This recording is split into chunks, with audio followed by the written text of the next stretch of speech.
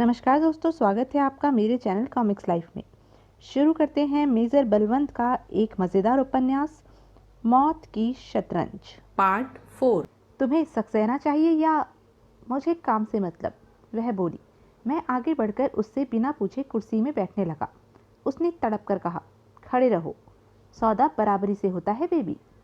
तुम कुछ ज़्यादा ही तिलमिला रही हो। मैंने मुस्कुराते हुए बात पूरी की। अच्छा यही होगा कि हम समझ से काम लें। मैं न तो तुम्हारा ज़्यादा वक्त लेना चाहता हूँ, ना ही तुम जैसी काटने वाली लड़की के पास देर तक ठहरने का मुझे वक्त है। मैं बैठ जाऊँ? वह उसी तरह दांत भींचती हुई मुझे देखती रही, फिर भारी स्वर में बोली, बैठ जाओ। बतलाओ कि तुम चीज़ लाए हो या नहीं। तुम्हारी रकम तैयार है। तुम समझदार लड़की हो, मुझे विश्वास है तुमने रकम कैश में रखी होगी। हाँ। वह उठी और उसने सिरहाने रखा एक प्लास्टिक का डिब्बा उठाकर मेरे सामने रख दिया। मैंने हाथ बढ़ाया। मेरा दिल जोर जोर से धड़क रहा था। मैं समुंदर पार कर चुका था। एक क्षण के भीतर मैंने अपने आप को पनाम हवाई सर्विस के शानदार जेट में सफ़र करते हुए देखा। मैंने अपने आप को 5 स्टार होटल के स्विमिंग पूल में कूदते हुए पाया। मैंने देखा कि मैं हवाई द्वीप में खड़ा हुआ खिलखिला रहा हूँ और बहुत सी सुंदर युवतियाँ मेरे गिर्द हैं, पर अपर्णा की तीखी चुभती हुई आवाज़ ने मेरा हर ख्याल रेगिस्तान बना दिया। वह कह रही थी, इसे छूना मत। मैंने चौंक कर उसे देखा। उसके हाथ में रिवॉल्वर था। वह कड़वाहट से मुस्कुराई। 2 टके के ब्लैकमेलर, शैतान, तुम समझते थे कि तुम ही होशियार हो और बाकी लोग झाड़ फूस खाते हैं, पर अब तुम मेरे इलाके में हो। चुपचाप जेब से खत निकाल कर रखो और यहाँ से दफ़ा हो जाओ। मैं तुम्हें ठगूंगी नहीं, इसलिए कि मैं किसी को नहीं ठगती। तुम चुपचाप और सलामत हालत में यहाँ से निकल जाओगे। मैंने उसकी आंखों में देखा, फिर दाएं हाथ को, जिसकी उंगली बड़ी मुस्तैदी और मजबूती से ट्रिगर पर थी। मैं समझ गया कि वह जो कुछ कह रही है उसे पूरा कर सकती है। मैं यह भी समझ गया कि वह मेरी हत्या करके बड़ी आसानी से खत हथियाने के बाद पुलिस को बुलाएगी और कहेगी कि मैं एक बेकार आदमी किस इरादे से उसकी कोठी में घुसा था। मेरी लाश ले जाकर लवारिसों की तरह डाल दी जाएगी। कोठी का बड़ा स्टाफ सती सदाई गवाहियां देगा। इस साल उनके स्पेशल इंक्रीमेंट किए जाएंगे। बात बिल्कुल साफ थी, पर फौरन ही मैंने खुद को संभाला। मुझे इस स्थिति से उबरना था। इस तरह उबरना था कि नादिरा के पास पहुंचकर मैं कह सकूं कि मैं खरगोश नहीं हूं। और फिर मुझे नादिरा याद आ गई। ठीक ही कहती थी वह। मैं एक भावुक मूर्ख हूँ। रखो खत, वह गरजी। मैंने उसे देखा और जोर से हंस पड़ा। यह हंसी इतनी स्वाभाविक थी कि वह एकदम सिटपिटा गई। मैंने कोट उतारा और उसकी ओर फेंक दिया। वह चौकन्नेपन से खड़ी हो चुकी थी। फिर उसी तरह बैठे बैठे मैंने कहा, यह संभालो कोट और देख लो कि तुम्हारा माल कहाँ है। मैं खुद भी इस समय जान बचाना चाहता हूँ, पर इसके साथ यह भी सोच लेना बेबी कि मैं इतना बेवकूफ़ नहीं हूँ कि माल साथ में रख कर सौदा करने आ जाऊँ। उसके चेहरे की चमक उड़ गई। मैंने देखा रिवॉल्वर पर सधा उसका हाथ कुछ ढीला हो गया है। वह समझ चुकी थी कि वह बेवकूफ़ बन चुकी है। मैं अपने स्वाभाविक और खतरनाक अभिनय पर मुस्कुराया। हालांकि भीतर ही भीतर मैं बुझ गया था। खत कोट की जेब में ही थे। अगर वह कोट की तलाशी लेती है तो वह लिफाफा एकदम उसके हाथ में होगा और गोली मेरे सीने में। मेरे रोए फुरफुरा उठे। मैंने एक ज़बरदस्त रिस्क लिया था। या तो मेरा धोखा काम कर ही जाएगा या फिर मैं स्ट्रेचर पर लाद कर अस्पताल के लावारिस लाशों वाले कमरे में पहुंचा दिया जाऊंगा। पर मैंने पाया कि वह सिटपिटा गई है। मैंने उसे एक पल का अवसर दिए बिना कहा, सुनो, यह बचकानापन छोड़ो और काम की बात करो। तुम्हें मालूम है कि उस माल के पीछे और लोग भी हैं और मैं उसे ज़्यादा देर अपने पास नहीं रखना चाहता। कहाँ है माल? उसने रिवॉल्वर नीचे कर लिया और कुर्सी में धंस गई। उसकी आवाज़ पिटी हुई थी। मैं निश्चिंत हो गया। मैंने कोट उसी तरह पड़ा रहने दिया। उसके सिगरेट केस से एक सिगरेट निकाल कर सुलगाई और बोला, माल ठीक तरह है, ठीक जगह है, एकदम सुरक्षित। अब हमें सिर्फ इतना करना है कि तुम ये रुपया अपने सामने वाले बैंक में मेरे खाते में अभी इसी वक्त जमा करवा दोगी। रसीद मेरे पास होगी। मैंने अभी थोड़ी देर पहले खाता खोला है। वह रसीद तुम्हारा आदमी मुझे देगा और बाद में मैं तुम्हें माल सौंप दूंगा। और तुमने धोखा दिया तब? उसकी आवाज़ रुआंसी हो चुकी थी। हाँ, यह हो सकता है। तुम्हें इस तरह सोचना ही चाहिए, मैं बोला। फिर मैंने वहाँ बाहर बैठकर कहा, मगर इसके अलावा तुम्हारे सामने कोई रास्ता नहीं है मिस अपर्णा, तुम्हें मुझ पर विश्वास करना ही होगा। कुछ क्षण वह निराश भयभीत निगाहों से मुझे देखती रही। फिर उसने एक गहरी सांस ली, कहा, ठीक है। उसने एक और स्टूल पर रखा इंटरकॉम टेलीफोन उठाया। गांगुली बाबू, भीतर आइए। 2 पल बाद गांगुली भीतर आ गया। अपर्णा ने उसे प्लास्टिक पैकेट दिया और कहा, सामने वाले बैंक में जमा करके स्लिप इनके नाम की ला दी जाए। मैंने देखा, पैकेट लेते हुए उसकी उंगलियां कांप रही थी। जब गांगुली चला गया तब उसने मेरी ओर देखा। उसकी आंखों में अब बच्चे जैसी मासूमियत थी। इस मासूमियत ने उसे बहुत सुंदर बना दिया था। मुझे वह अच्छी लगी। अनायास ही मेरे मुंह से निकल गया, तुम बहुत अच्छी हो बेबी।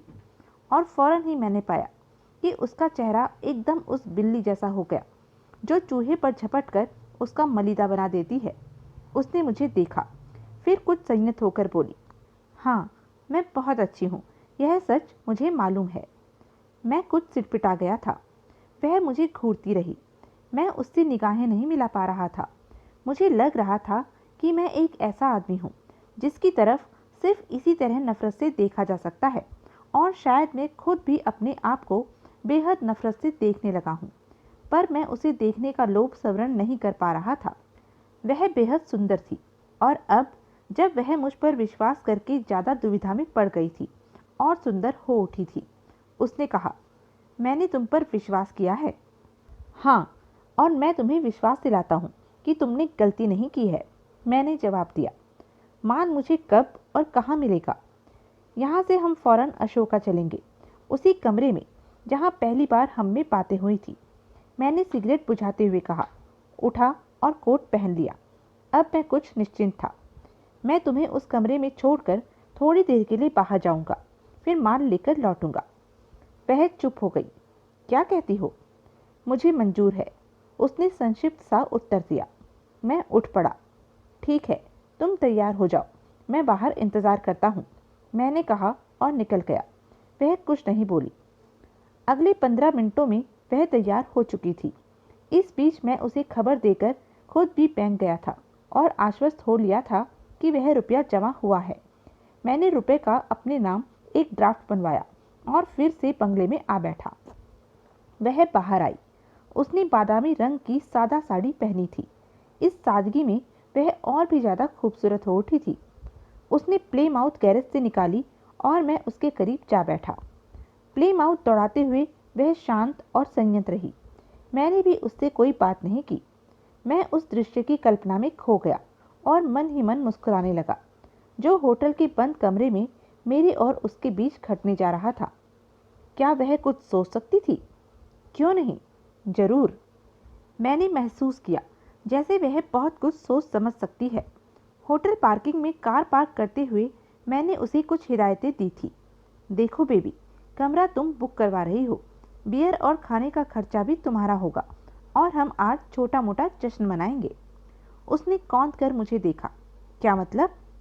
मतलब यह है कि आज का दिन जश्न का दिन है। तुम करोड़पति हो जाओगी, जो सही मायने में अब तक नहीं हो, और मैं भिखमंगे से लखपति हो चुकूंगा, जो सही मायनों में हो चुका हूँ। ओके, क्या यह जश्न की बात नहीं है? ऐसा कुछ नहीं होगा, वह गुर्राई थी। तुम अपनी चीज़ पा चुके हो। मैं सिर्फ कमरे में तुम्हारा इंतज़ार करूंगी। तुम माल लाकर मुझे दे दोगे। मैंने तुम पर विश्वास किया है। उसके बाद हम विदा हो जाएंगे। तुम नाहक ही नाराज़ हो रही हो। हम होटल के काउंटर के पास थे। वह गुस्से, चिंता, दुविधा और उलझन की हालत में पल पल रंग बदलती और ज़्यादा ही सुंदर होती जा रही थी। मैंने कहा था, तुम वही करोगी जो मैं कह रहा हूँ, समझी? मैंने स्वर में कठोरता पैदा की थी। ऐसा ही कर रही हो। उसने जबड़े भींचे। थोड़ी देर बाद काउंटर पर लिखा पढ़ी के बाद हम लोग कमरे में थे। उसने वेटर को ऑर्डर दिया था। थोड़ी देर बाद हम लोग बियर के घूंट ले रहे थे। मैंने कहा था, चीयर्स, तुम्हारे करोड़पति और मेरे लखपति होने की खुशी में। वह बोली नहीं, ठंडी निगाहों से मुझे देखती हुई चुपचाप घूंट लेती रही। उसकी आंखें कह रही थी कि उसे मुझ पर अविश्वास हो चुका है। सहसा उसने कहा था, अब तुम फौरन जाओगे और लौटोगे। तुम बहुत सुंदर हो। मैंने उसकी सराहना की। मैं बतला चुकी हूँ कि मुझे मालूम है, पर आज से पहले यह बात मुझे मालूम नहीं थी। मैं बोला। मग खाली कर दिया। मैंने शरीर में उत्तेजना और आनंद महसूस किया। उसकी निगाहें ज़्यादा तीखी और चौकन्नी हो गई। मैंने देखा कि उसने अपना बैग उठा लिया है। वह फुर्ती से बाथरूम की ओर बढ़ी। मैं उसे देखता रहा। मैं जान समझ सकता था कि अब क्या होना चाहिए, और वही हुआ। मैंने देखा वह बाथरूम में गई और लौटी। अब उसके हाथ में वही रिवॉल्वर था जो एक बार मैं देख चुका था। इस बार उसके चेहरे पर ज़्यादा कठोरता और दृढ़ता थी। उसने जबड़े कस रखे थे। मैंने कुछ घबराए भयभीत स्वर में कहा था, तुम ऐसा नहीं कर सकती। तुम्हें नशा हो गया है। और फिर मैंने उसे कुछ इस तरह देखा जैसे मैं कुछ ज़्यादा ही डर गया हूँ। उसने कहा, मैं तुम्हें कुछ बातें बतलाना चाहती हूँ। रिवॉल्वर रख लो। तुम जैसे लोगों से इसी तरह बात की जानी चाहिए। वह नफरत से बोली। इसके बाद उसका स्वर शांत था और वह निश्चित दिख रही थी। मैं आधुनिक लड़की हूँ। सभी सोसाइटियों में जाती हूँ, बियर पीती हूँ और सिगरेट की भी मुझे आदत है। पर इसका मतलब यह बिल्कुल नहीं है कि तुम मुझे वेश्या समझ लो। मैं जानती हूँ कि तुम जैसी कस्बाई खोपड़ी और बूढ़ी मानसिकता के लोग आधुनिकता को किस तरह देखते हैं। पर मैं तुम्हें बतलाना चाहती हूँ कि मामला वैसा नहीं है। कम से कम मेरे साथ तो बिल्कुल ही नहीं है। मेरी बात सुनो। मैंने कहा, यह रिवॉल्वर नीचे कर लो। मुझ पर विश्वास करो। मेरी आवाज़ थर्रा रही है। मैंने खुद ही महसूस किया और फिर एकदम चुप ही रहा। अपर्णा की आंखों में वहशी चमक थी। वह उसी तरह दृढ़ता से कहे गई, पहले सब सुन लो। तुम जैसे आदमी पर विश्वास करूं? एक भूखे नंगे और नाले में रेंगते हुए आदमी पर, जिसके लिए 10 रुपए का नोट बहुत बड़ी चीज है और जिसकी भूख और लालसा उसे ब्लैकमेलर, हत्यारा या धोखेबाज कुछ भी बना सकती है। तुम समझते हो कि जिस तरह तुम पेश आ रहे हो उस तरह तुम घटिया स्तर पर मुझे ब्लैकमेल कर सकते हो, पर यह तुम्हारी भूल है। मैंने अगर उन खतों के लिए ब्लैकमेल होना पसंद किया तो इसलिए नहीं कि मुझे करोड़ों रुपए चाहिए, बल्कि इसलिए कि उस जायदाद पर नैतिक रूप से मेरा हक है। तुमने शायद मुझे अपराधियों की कोटि में समझ लिया है। क्यों? पर यह भूल है तुम्हारी। मेरे लिए अपने सम्मान की कीमत पर करोड़ों रुपए कोई मायने नहीं रखता, और शायद इस हैसियत के आदमी तुमने देखे नहीं हैं। पर अपर्णा, प्लीज़। मेरी आवाज़ गड़ू-मड़ू होने लगी थी। मैं देख रहा था जैसे उसके चेहरे की उत्तेजना और गलतफहमी का रंग धीमे धीमे हिस्टीरिया के मरीज के दौरे में बदलता जा रहा है। मैंने कहीं पढ़ा था कि इस तरह के रोगी कत्ल कर सकते हैं, और यह साबित होने पर कि वे रोगी है उन्हें सजा भी नहीं मिलती। मैंने अपनी अति उत्साह में अपने आप को कुछ ज़्यादा ही खतरे में डाल लिया था। मैं पीछे हटता हुआ बिस्तर के पास जा पहुंचा था, फिर लद्दाख से बिस्तरे पर तकिए के पास गिर भी गया। मैंने मुट्ठी में तकिया भींच लिया। चेहरे पर पसीना उबलने लगा। मैंने कांपते हुए स्वर में कहा, सुनो अपर्णा, चिंता मत करो। मैं तुम्हें मारूंगी नहीं, सिर्फ तुम जैसे गलीज आदमी की दिमागी गंदगी साफ कर रही हूँ। तुम लोग बहुत गलत ढंग से समझते और अपने भीतर गुनते रहते हो। वह बात पूरी करे इसके पहले ही मैंने तकिया उसके मुंह पर पूरी ताकत से खींच मारा। वह लड़खड़ाई। रिवॉल्वर हाथ से छुटक गया और अगले ही पल मैं लुढ़कता टेबल से टकराता उस रिवॉल्वर को उठा चुका था। वह भयभीत कांपती हुई आवाज में उठ रही थी। एक और रखा जग लुढ़क जाने के कारण कालीन पर पानी फैल रहा था। मैं रिवॉल्वर लेकर उस ओर बैठ गया जिधर दरवाजा था। अब मैं मुस्कुरा रहा था। हेलो बेबी, मैं बोला। तुमने अपने बारे में पूरा महाभारत सुना डाला। मुझे ऐसी कहानियां सुनने में मजा आता है, बहुत रोचक है। पर फिलहाल हम लोग एक जश्न मना रहे हैं। अच्छे जश्नों का मजा रिवॉल्वरों से खराब हो जाता है, मैंने कहा और बोला, बियर की दूसरी बोतलें खोलो। वह भयभीत कांपती हुई मुझे देखती रही। खोलो, मैं चिल्लाया। वह बुरी तरह घबरा कर मेरा आदेश निभाने लगी। उसने मग भर दिए। अब उठाओ अपना मग, मैंने कहा। वह चुपचाप घूंट लेने लगी। उसके चेहरे पर हवाइयाँ उड़ रही थी। मैंने कुछ घूंट लिए। यह सब कुछ बहुत अच्छा है कि हम अपने आप को एक दूसरे को समझा पा रहे हैं। तुमने पैसे और आधुनिकता को मुझ जैसे हैसियत वालों के सामने समझा दिया है।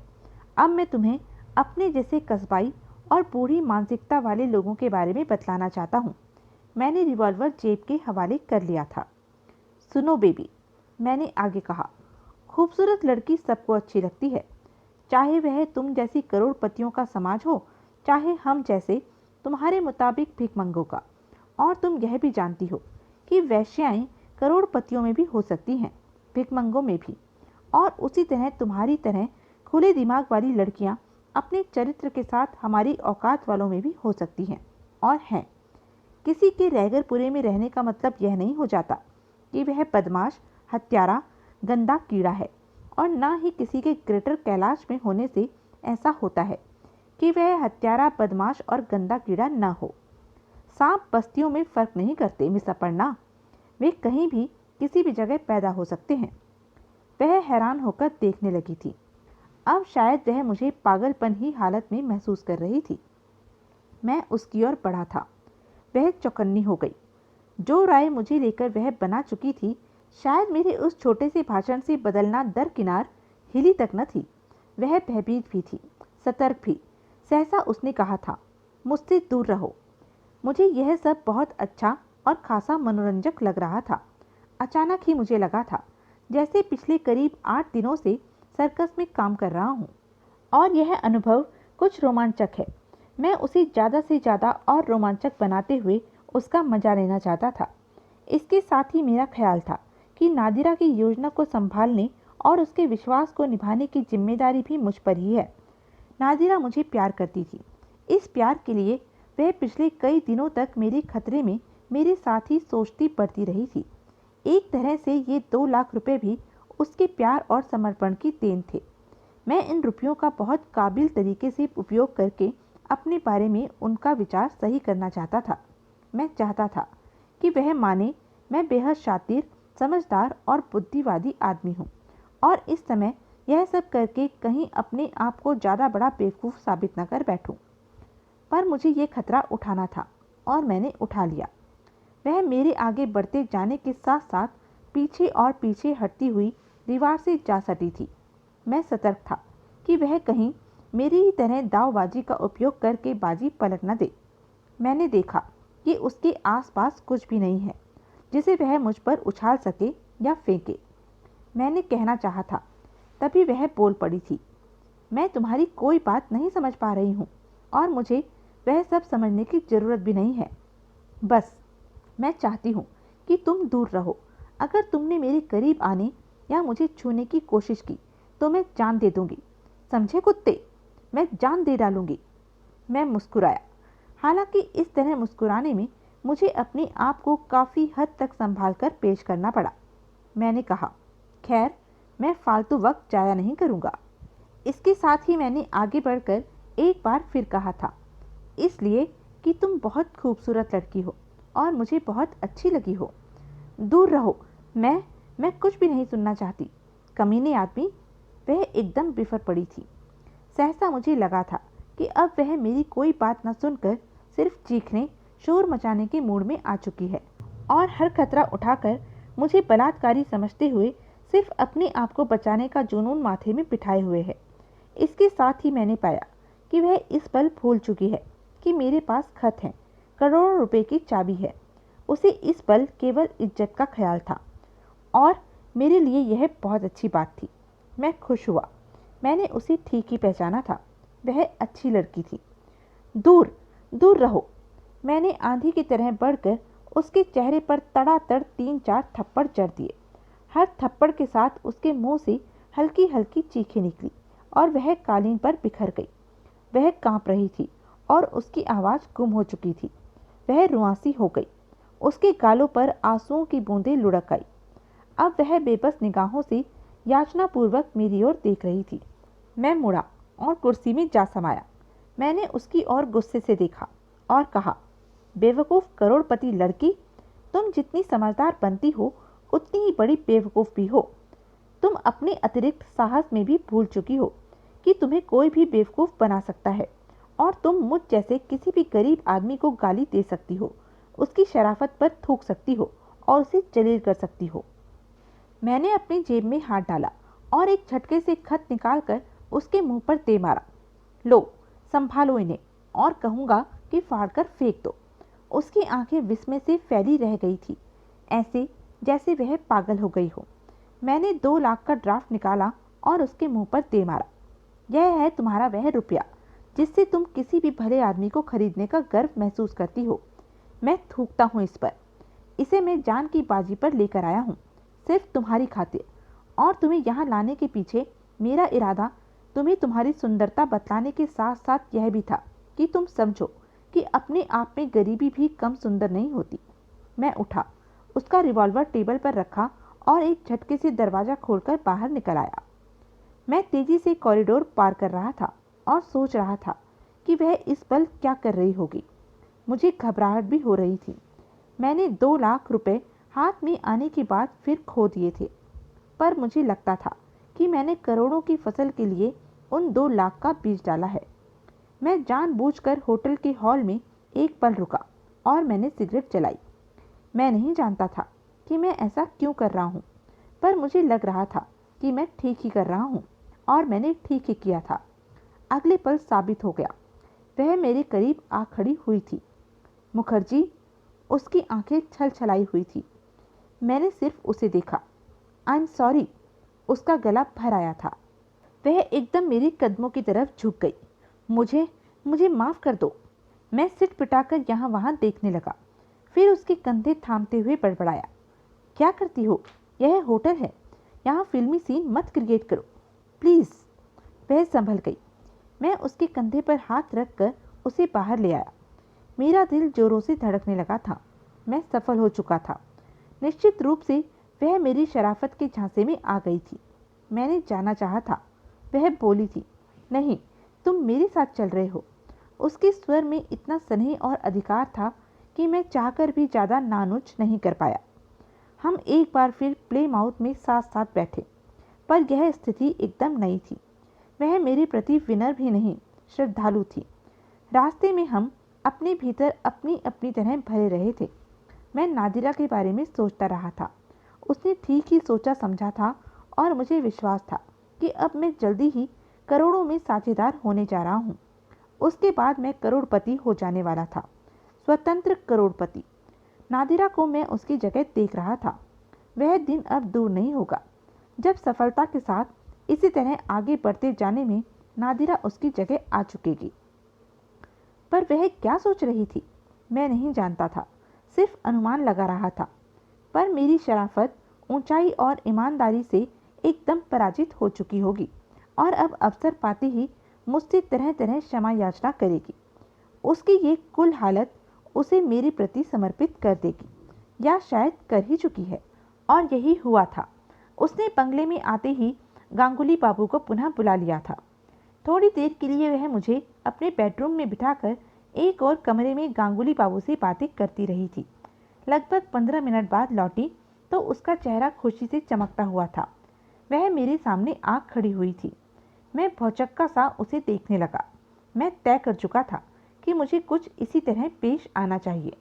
उसकी आंखों में मैंने अपने प्रति गहरा लगाव महसूस किया। सहसा उसने कहा था, मैं तुमसे एक बार फिर क्षमा चाहती हूँ मुखर्जी। सचमुच विनायक के बाद मैं इतनी अकेली और खामोश जिंदगी जीती रही हूँ कि मुझे अपने आप पर ही विश्वास नहीं रहा। फिर इस दौलत के लिए मैंने यह भी देखा कि मेरे विश्वसनीय लोग ही मुझसे खफा हो चुके थे। वे मेरी ही जड़ें काटने लगे थे, विश्वासघात कर रहे थे। लगातार अंधेरों से गुजरते रहने के कारण मैं यह अपना ही विश्वास खो चुकी थी। ऐसी हालत में अगर मैंने सभी को लेकर एक तरह सोचना शुरू किया तो यह मेरी गलती नहीं थी। मैं डरी हुई और अपने आप को हर तरफ से असुरक्षित महसूस करती थी। पर तुमने बतला दिया कि जिंदगी सिर्फ अंधेरों का नाम नहीं है, उसमें कहीं रोशनी भी है। मैं चुप रहा। वह बोली, अब मैं चाहती हूँ कि तुम मेरी मदद करो। मुझे तुम जैसे दोस्त और शुभ चिंतक की तलाश है जो मेरा सहारा बन सके, जिसके करीब मैं अपने आप को निश्चित और सुरक्षित महसूस कर सकूं। मैं तुम्हारी बात समझ नहीं पा रहा हूं अपर्णा, मैंने बड़े भोलेपन के साथ कहा। अब तुम्हारे सामने कोई उलझन नहीं है। उन खतों को पा जाने के बाद तो तुम्हें बिल्कुल चिंतित नहीं होना चाहिए। सच तो यह है कि अब मेरी जिम्मेदारी कुछ और तरह बढ़ गई है, अपर्णा ने भावुक स्वर में जवाब दिया। मैंने देखा कि वह इस समय एक निष्कलुष और भोली बच्ची की तरह दिख रही थी। करोड़ों के इस कारोबार के लिए मुझे एक साथी चाहिए। मैं महसूस कर रही हूँ कि मैं अकेली नहीं रह सकती। उसकी आवाज़ कुछ लड़खड़ा गई थी। अगले शब्द उसने कुछ बुदबुदाहट में पूरे किए। क्या तुम, मेरा मतलब है कि मैं तुमसे शादी करना चाहती हूँ। मैं तुम्हें। अपर्णा, मैं अपने चेहरे पर हैरत और अविश्वास का भाव लाकर बोल पड़ा था। यह क्या कह रही हो तुम? होश में तो हो। मैं एक बहुत अदना बेकार आदमी हूँ। मेरे पास कुछ नहीं है। खानदान के नाम पर भी मैं एक गरीब स्कूल मास्टर का बेटा हूँ। मैंने शब्द पूरे किए और मैं उसे टकटकी बांधे हुए देखने लगा। मुझे लग रहा था कि सब कुछ इतने आसान ढंग से यदि घटता चला गया तब मुझे इस सब से डर भी लगने लगेगा। अपर्णा ने कहा था, मुखर्जी, खानदान आदर्शों और विचारों से होते हैं। तुम्हारे पास वह सब है जिसकी मुझे तलाश है, और जो नहीं है उसकी मुझे ज़रूरत भी नहीं है। तुम विश्वास कर सकते हो कि मैं तुम्हारे लिए एक अच्छी पत्नी बनने की कोशिश कर सकूंगी। मगर अपर्णा, यह सब मुझे अजीब सा लग रहा है, एकदम फिल्मी हादसे जैसा। हादसों का नाम ही जिंदगी है, अपर्णा ने कहा। मुझे कहाँ मालूम था कि मैं ब्लैकमेलर के रूप में अपने उस प्यार और विश्वास को पालूंगी जिसे पाने की मैं आशा छोड़ चुकी थी। मैं सोचती थी कि यदि अब मेरे जीवन में कोई आएगा तो वह सिर्फ मेरी दौलत के लिए आएगा, मेरे प्यार के लिए नहीं, मेरे लिए नहीं। बोलो मुखर्जी, क्या तुम मुझे स्वीकार कर सकोगे?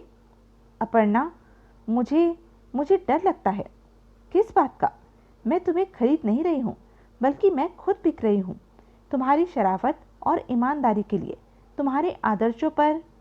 दौलत आदमी को अंधा कर देती है। मैं गंभीर होकर उठ खड़ा था।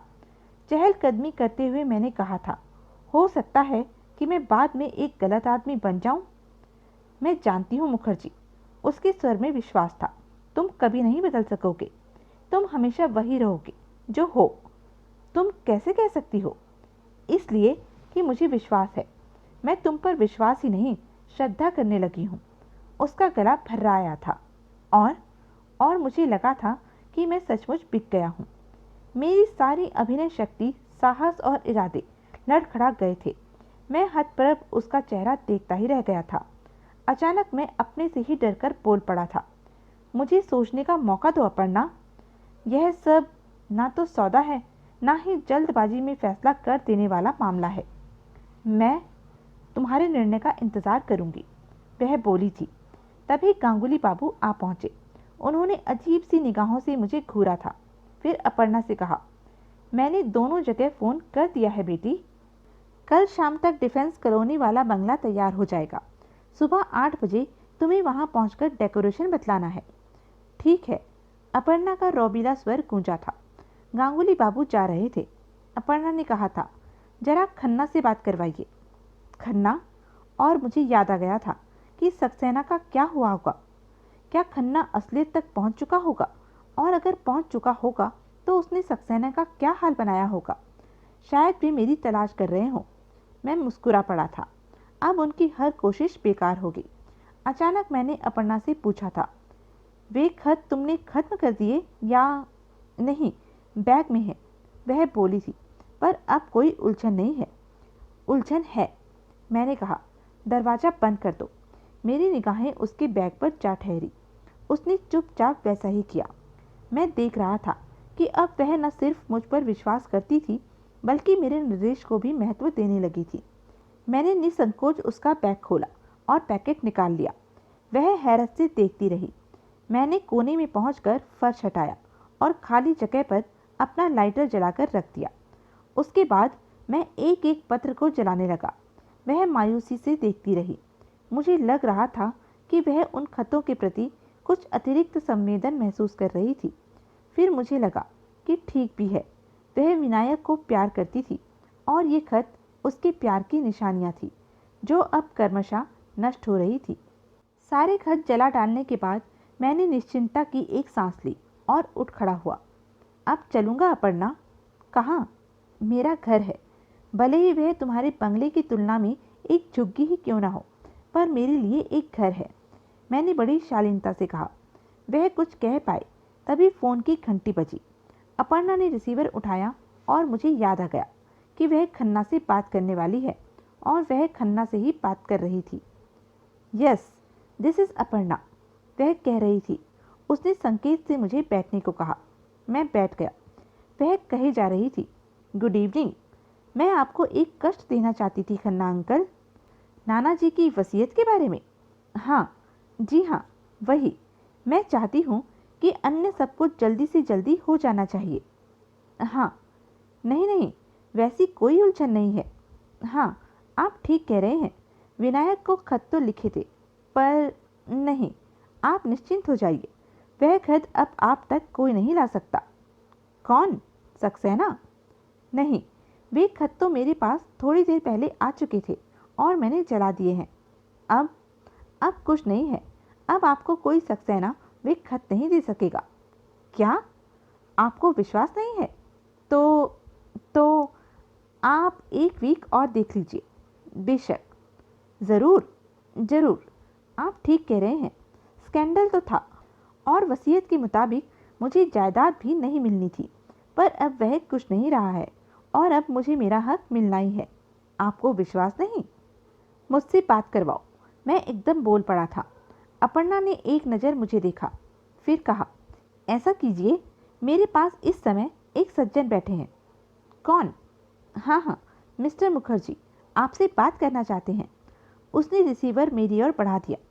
लो, he also wants to talk to you. Good evening mister Khanna. मैं कुछ शरारत से बोल रहा था। जी हाँ, आप ठीक समझे, वही मुखर्जी। ब्लैकमेलर? मैंने अपर्णा को ब्लैकमेल कर लिया है, माल इसे दे दिया है। सहसा मैंने पाया कि एक साथ दो आवाज़ें उठी हैं, जिनमें से एक निश्चित रूप से गोपाल सक्सेना की थी। इम्पॉसिबल! पर हुआ यही है खन्ना साहब, अगर आपको विश्वास नहीं है तो सक्सेना से कहिए कि बुलबुल के बैग को आपके साथ जाकर देख ले, उसमें उसे अब खतों के बजाय कोरे कागज मिलेंगे। Oh you damn it! Khanna चीखा था। यह चीख ऐसे ही थी जैसे बुलडॉग मुंह फाड़कर किसी पर झपटा हो। मैंने हंसकर कहा था, आप सक्सेना को छोड़ दीजिए। खन्ना साहब, मेरा ख्याल है कि बेमतलब हत्या करके आप उलझन में पड़ना पसंद नहीं करेंगे। वह आदमी आपके लिए अब रद्दी कागज के टुकड़े से ज़्यादा कुछ नहीं है, उसे बाहर फेंक दीजिए। फिर मैंने ज़्यादा बात नहीं की थी। अच्छा, बाय। मैंने रिसीवर रख दिया था। मुस्कुराती हुई वह मुझे देख रही थी। सहसा उसने कुछ नाराजगी के साथ कहा था, तुमने अपने आप को ब्लैकमेलर क्यों कहा? इसलिए कि मैं हूँ। मैंने उसकी ओर देखा, फिर बड़ी रोमांटिक ढंग से बात खत्म की। मुझे खुद ऐसा लग रहा है कि मैं बहुत सक्सेसफुल ब्लैकमेलर हूँ। ना होता तो तुम्हें पाता। वह लजा गई। मैं तुरंत उठ खड़ा हुआ। उसने कहा था, मैं छोड़ आती हूँ। नहीं, मैंने जवाब दिया, अभी रहने दो। फिलहाल मैंने सोचने के लिए जो वक्त लिया है उसी दौर में चल रहा हूँ। मैं बाहर निकल गया। हौले से मैंने कोट की बाहरी दाईं जेब देखी, उसमें खत था। जलाते समय चालाकी से बचा लिया एक खत। मैंने यह खत क्यों बचाया, किस लिए, मैं नहीं जानता, पर इतना जानता हूँ कि मैंने ऐसा किया। उसके निर्दोष, निष्कलुष और सहज समर्पण के बावजूद मैं अपने भीतर डर महसूस कर रहा था। सारे रास्ते मैं यही कुछ सोचता आया था। मुझे लगता था जैसे मैं हौले हौले पागलपन के दौर से गुजर रहा हूँ और कारण भी समझ में आ रहा था।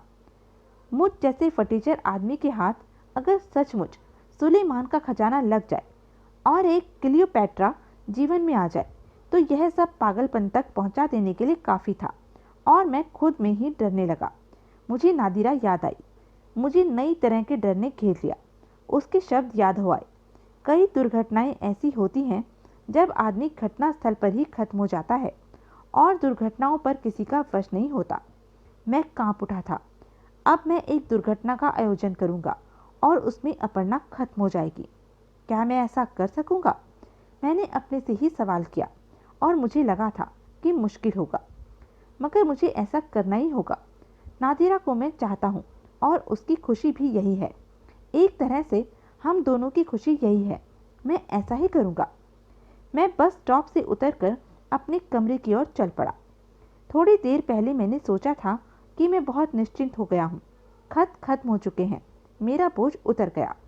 पर इन सारी घटनाओं के दौर ने मुझ में जो अपराध भावना भर दी थी, उसके परिणाम स्वरूप मैं खुद उस निश्चिंतता को बढ़ाए जा रहा था।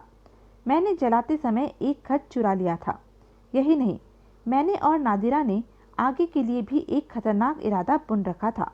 मैंने सोचा कि अगले दिन मैं इस खत को बैंक लॉकर में रख दूंगा। कभी भी यह खत मैं अपर्णा को धमकी देने में उपयोग कर सकता था और इस तरह अपर्णा हमेशा ही मेरे हाथ में रहने वाली थी। यह ठीक था कि अपर्णा मुझे सहारे और विश्वास के साथ पति रूप में स्वीकार करने वाली थी। यह भी ठीक था कि वह मेरी ईमानदारी से प्रभावित हुई थी।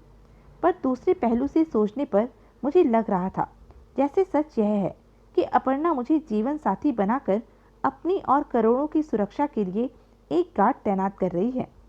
इस तरह सुविधा के साथ अपर्णा वसीयत की उस शर्त को भी पूरा कर लेगी कि उसे एक बंगाली से ही विवाह करना चाहिए, और यह भी कि अपर्णा मेरे चालाक दिमाग को अपने साथ रखकर अपने आप को निश्चिंत महसूस करना चाहती थी। जहाँ तक उसकी मासूमियत, सुंदरता और मीठी आवाज़ का सवाल था, मुझे लगा जैसे यह उस जैसी समझदार युवती के लिए बढ़िया हथियार है जो मुझ जैसे लोगों में नकेल डालने के काम आ सकते हैं। बहुत से पहलुओं में सोचते रहने के बाद मैं फिर से नादिरा पर आ ठहरा था। वह दौलत की भूखी थी और खतरनाक भी थी। इसके बावजूद उसका सबसे मजबूत पक्ष था मेरे लिए प्यार। वह मेरी फटेहाली में भी मुझे चाहने लगी थी। हम दोनों ही नहीं दौलत के सपने संजोए थे और अपने विचारों के लिए हम लड़ते झगड़ते रहते थे। इसके बावजूद नादिरा और मैं एक दूसरे को पसंद करते थे, चाहते थे। दुकानें बंद होने लगी थी। मैं आरामिया चाल में अजमल खां रोड पार करता हुआ अपने कमरे के पास पहुंच चुका था और मुझे अनायास ही याद आया था कि मैंने दरियल और श्यामा को 7 बजे का मिलने का वक्त दिया था। मैंने चाल तेज कर दी। वे सीढ़ियों से नीचे सड़क के किनारे खड़े हुए मेरा इंतजार कर रहे थे। जैसे ही उन्होंने मुझे देखा, लपके चले आए, पर मैं बहुत उत्साह से नहीं मिल सका। मुझे लगा कि मेरे पास उनसे बात करने के लिए कुछ भी नहीं है, मगर मैं जानता था कि मुझे उनसे कुछ न कुछ बात करनी ही होगी। हम लोग 10 मिनट से तुम्हारा इंतज़ार कर रहे थे, श्यामा ने करीब आकर कहा। एक काम में मुझे देर लग गई थी दोस्तों। असल में इस शहर की बस सर्विस या तो आवारा लड़के की तरह बेलगाम है या फिर एकदम 70 साल बूढ़े जैसी डगमगाती, खांसती खंखारती हुई है। इसके ऐसे 2 छोरों पर सवारी बहुत लाचार होती है। हम लोग सीढ़ियाँ चढ़ने लगे थे। थोड़ी देर में हम लोग कमरे में आ गए। वे बैठ गए थे। मैं उनसे सक्सेना के बारे में पूछना चाहता था, पर मुझे लगा कि खामोशी रहना चाहिए। वो दोनों खड़े हुए थे। मैंने कहा, बैठो दोस्तों। उन्होंने संदिग्ध निगाहों से एक दूसरे को देखा। फिर दरियल ने जवाब दिया, हम लोग ठीक हैं। बात पूरी होते ही अचानक श्यामा ने मुड़कर दरवाज़ा बंद कर लिया। मैं चौंक गया। दरवाज़ा क्यों? दरियल का पैंट में पड़ा हुआ हाथ बाहर निकला और खटके के साथ एक चाकू खुलकर मेरी आंखों के सामने चमकने लगा। हमें मालूम है कि तुमने धंधा कर लिया है। बेशक, मैं बोला, मैंने धंधा बहुत अच्छा किया है और हम लोग यही तय करने वाले हैं कि आगे किस तरह की प्लानिंग करें। पर मैं कुछ असमंजस में था। शायद उन्हें मालूम हो चुका है कि मैंने खत अपर्णा के पास पहुंचा दिए। देखो दोस्तों, दरियल आगे बढ़ा, हम दोनों ने तय किया है कि अब हमें अपनी स्कीम के अलावा किसी साले की स्कीम पर काम करने की ज़रूरत नहीं है और इसलिए हमने अपना वह पिछला इरादा बदल दिया है जिसके मुताबिक हम तीनों साथ साथ काम करने वाले थे। पर पूरी बात सुनो, दरियल गुर्राया। हमें नहीं मालूम कि तुमने धंधा कितना और क्या किया है, पर इतना मालूम है कि वह 2 से ज़्यादा ही होगा और हम वह सब चाहते हैं अभी, इसी वक्त। मेरे बदन से पसीना बह निकला। मैं जानता था कि उन दोनों मूर्खों को मैं किसी भी तरह यह समझाने में कामयाब नहीं हो सकता कि मेरे पास रुपया नहीं है, और यह भी कि अपर्णा मुझसे शादी करने के लिए तैयार हो गई है। मैं खुद अभी अभी उन्हें बतला चुका था कि धंधा हो चुका है। मैं सिहर उठा। उसके चाकू से मैंने एक सांप की सी लपलपाहट महसूस की और पाया कि मैं धीरे धीरे खत्म होने लगा हूँ। मैंने मुंह खोलना चाहा था, पर इसी बीच दड़ियल ने श्यामा को संकेत किया। वह मेरी ओर बढ़ा। जाहिर था कि वह तलाशी लेने वाला है। मैं घबरा गया। वह खत उनके हाथ लग सकता था। मेरा जी हुआ कि अपना माथा पीट लूं। सचमुच मैंने बेमतलब उस खत को बचा लिया था। श्यामा जैसे ही मेरे करीब आया, मैंने उसे रोका। तुम बेवकूफ़ी कर रहे हो, वहीं रुक जाओ। दड़ियल का बायां खाली हाथ जोर से मेरी ओर घूमा। मैंने दाईं कनपट्टी पर एकदम सन्नाटा सा महसूस किया और लगभग गुलांट खाकर चारपाई पर जा गिरा। इसके साथ ही श्यामा मेरी ओर बढ़ा। मैं तड़प कर उछला। दड़ियल ने एक पल की भी देरी नहीं की। इस बार उसका चाकू वाला हाथ मेरी ओर बढ़ा। कुछ पल के लिए मैंने चकाचौंध देखी और अगले ही क्षण मैं जोर से चीख उठा। मैं लड़खड़ाता हुआ चारपाई से धरती पर आ गिरा। मैंने अपनी बाह में दर्द की तेज बिजलियां कौंधती महसूस की। मेरी आंखें मूंद गई। मेरा बायां हाथ बाह को दबाए हुए था। मैंने हथेली और बाह के बीच चिपचिपाहट महसूस की और उसके बाद मुझे कुछ भी याद नहीं रहा। तो यह थी अब तक की कहानी। आगे की कहानी जानने के लिए बने रहें मेरे साथ। और हाँ, मेरे चैनल को लाइक, शेयर और सब्सक्राइब करना ना भूलें। धन्यवाद।